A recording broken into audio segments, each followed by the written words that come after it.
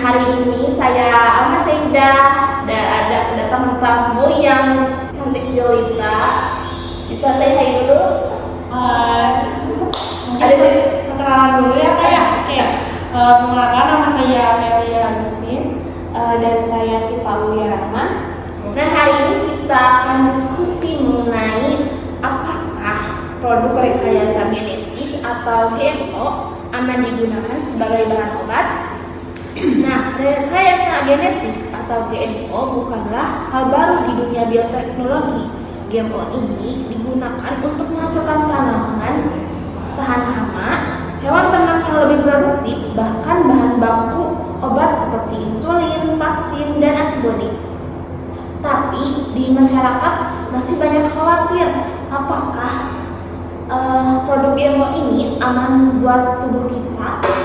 Nah, mari kita bahas menurut pandangan kakak-kakak di sini, apakah produk GMO ini aman untuk dijadikan obat? Menurut Kak Amal gimana? Oke, makasih Kak Alma atas pertanyaannya. Kalau menurut saya yang sudah saya baca itu, jadi menurut BPOM dan WHO ini produk GMO yang sudah melalui uji keamanan secara ketat termasuk uji toksisitas, alergenitas, dan stabilitas genetik aman nih untuk dikonsumsi maupun digunakan sebagai bahan obat.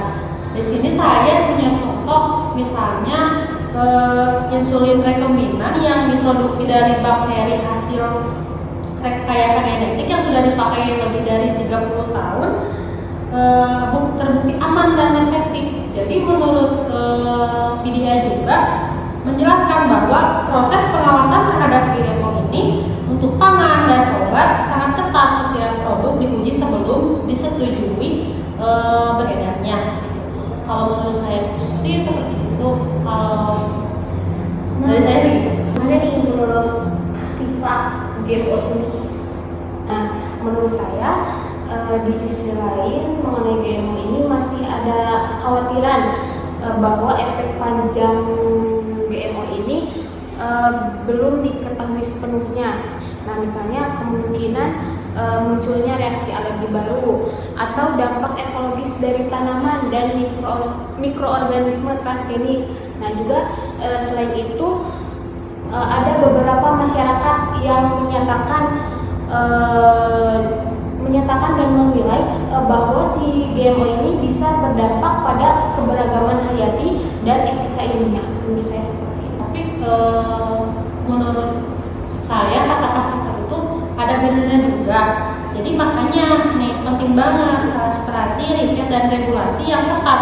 Jadi BPOM menegaskan bahwa di Indonesia produk GMO yang boleh beredar kalau sudah melalui penilaian keamanan pangan dari lingkungan. Jadi bukan berarti semua GMO yang langsung aman, tapi setiap produk harus uji lolos terlebih dahulu.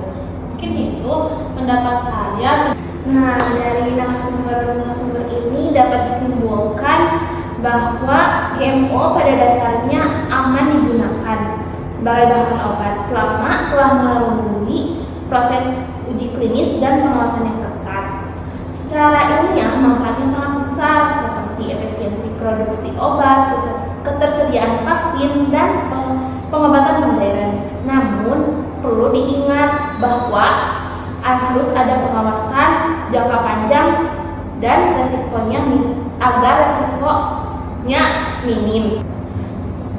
GMO bukanlah hal yang perlu ditakuti, tapi perlu dipahami dengan regulasi yang tepat dan riset yang terus berkelanjutan. GMO justru bisa membantu manusia melawan penyakit dan kelaparan. Nah, sekian dari diskusi hari ini. Terima kasih telah datang di diskusi hari ini. Mohon maaf bila ada kesalahan. Assalamualaikum warahmatullahi wabarakatuh. Bye bye.